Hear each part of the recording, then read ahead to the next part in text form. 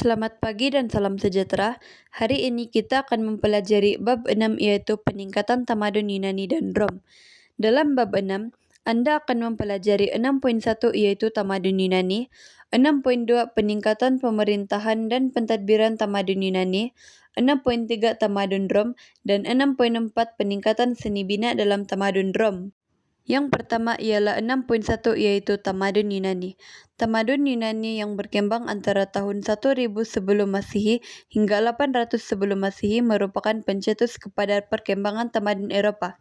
Zaman ini dilihat oleh masyarakat Eropa modern sebagai zaman yang memberikan inspirasi dan panduan kepada kehidupan manusia yang lebih baik menerusi pencapaian dalam pemerintahan dan bidang pentadbiran melalui pengenalan sistem demokrasi, ekonomi, sains dan teknologi, kesusastraan, serta falsafah dan pendidikan. Lokasi dan perkembangannya. Tamadun Yunani berkembang di semenanjung Greece dan pulau-pulau yang bertaburan di Laut Aegean serta Mediterranean. Tamadun Yunani terkenal dengan negara kota atau polis yang merupakan 3 komponen, yaitu bandar utama, bandar kecil, dan kawasan kampung. Di tengah-tengah polis terdapat Akropolis, yaitu pusat komuniti yang dilindungi oleh kubu. Akropolis merupakan lokasi yang paling strategik dari segi keselamatan, pentadbiran dan komunikasi yang dilengkapi dengan rumah ibadat, bangunan kerajaan, istana, dan rumah golongan bangsawan. Keadaan ini menyebabkan penduduk yang tinggal berhampiran dengan Akropolis lebih aktif terlibat dalam urusan negara jika dibandingkan dengan penduduk yang tinggal jauh dari Akropolis. Di luar kawasan Akropolis, terdapat penduduk di kawasan kampung yang menjalankan aktiviti pertanian dan peternakan. Terdapat 3 polis yang terkenal dalam tamadun Yunani, yaitu Athens, Sparta, dan Korinth. Athens merupakan negara kota yang paling luas. 2 ciri utama polis ialah jumlah penduduk yang ramai. Penduduk Athens dianggar seramai 40.000 orang, Sparta 16.000 orang, dan Korinth 10.000 orang. Terdapat perbedaan keluasan polis, seperti Sparta yang mempunyai 8.400 km persegi, Athens seluas 2.650 km persegi, dan Korinth seluas 880 meter persegi. Keadaan ini menyebabkan penduduk yang tinggal berhampiran dengan Akropolis lebih aktif terlibat dalam urusan negara jika dibandingkan dengan penduduk yang tinggal jauh dari Akropolis. Di luar kawasan Akropolis, terdapat penduduk kawasan kampung yang menjalankan aktiviti pertanian dan peternakan. Terdapat 3 polis yang terkenal dalam tamadun Yunani yaitu Athens, Sparta, dan Korinth. Athens merupakan negara kota yang paling luas. 2 ciri utama polis ialah jumlah penduduk yang ramai. Penduduk Athens dianggar seramai 40.000 orang, Sparta 16.000 orang, dan Korinth 10.000 orang. Terdapat perbedaan keluasan polis seperti Sparta yang mempunyai 8.400 km persegi, Athens seluas 2.650 km persegi, Korinth seluas 880 km persegi. Di sini, kita telah memasuki 6.2 yaitu peningkatan pemerintahan dan pentadbiran tamadun Yunani.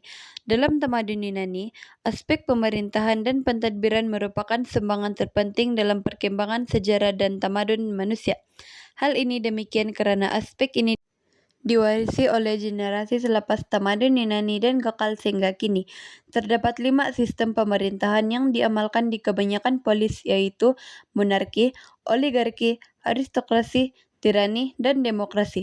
Sistem tersebut mempunyai ciri yang berbeda antara satu sama lain. Ini ialah ciri-ciri tersebut. Yang pertama ialah demokrasi. Demokrasi ialah pemerintahan yang dipilih oleh rakyat melalui pengundian. Yang kedua ialah tirani. Tirani ialah pemerintahan yang dikuasai oleh golongan yang zalim dan menindas rakyat. Yang ketiga ialah aristokrasi. Aristokrasi ialah pemerintahan yang dikuasai oleh golongan bangsawan. Yang keempat ialah oligarki. Oligarki ialah pemerintahan yang dikuasai oleh sebahagian kecil golongan yang berkuasa. Yang terakhir ialah monarki. Monarki ialah sistem beraja yang berasaskan keturunan. Perkembangan sistem demokrasi di Athens. Sistem pemerintahan di Athens mengalami perubahan berperingkat daripada monarki, oligarki, aristokrasi kepada tirani, dan akhirnya demokrasi. menunjukkan kematangan politik rakyat Athens dalam menilai sistem terbaik bagi pentadbiran masyarakat mereka.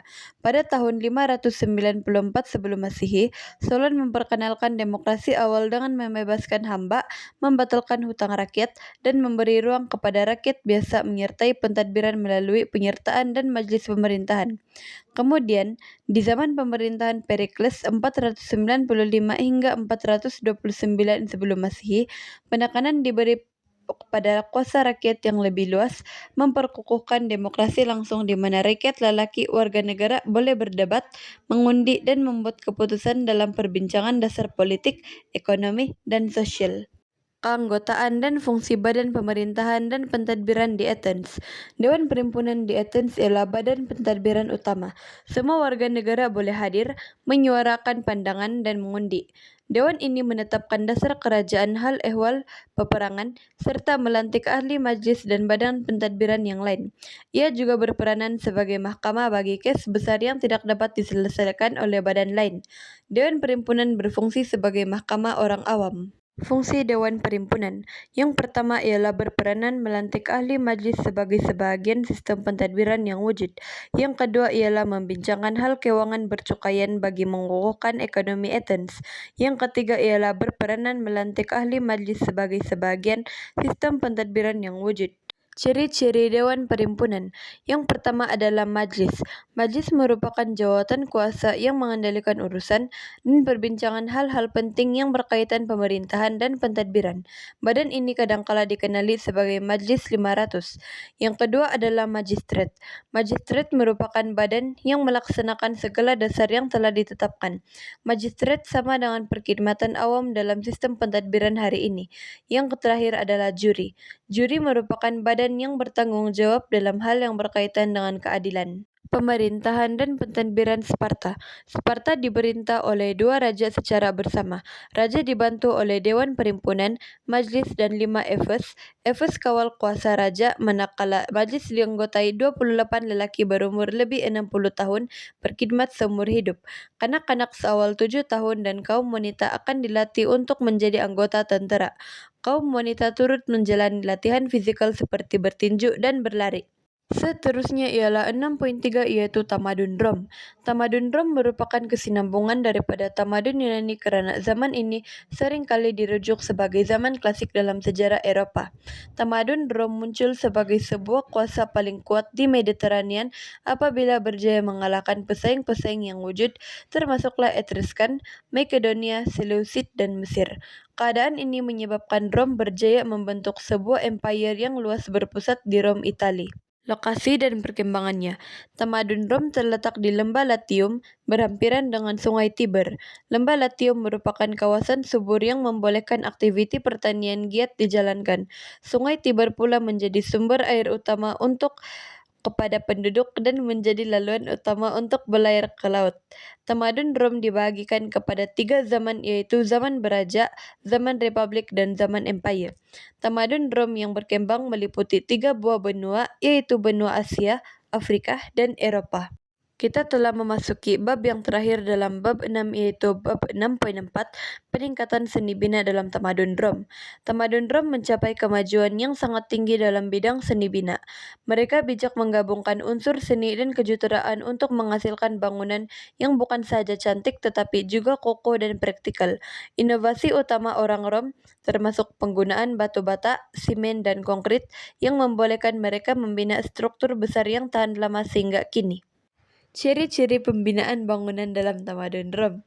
Seni bina Rom merupakan gabungan antara teknik seni bina yang diwarisi sejak zaman Yunani dengan inovasi yang dilakukan oleh Rom dengan menggunakan bahan binaan baharu serta reka bentuk yang kreatif.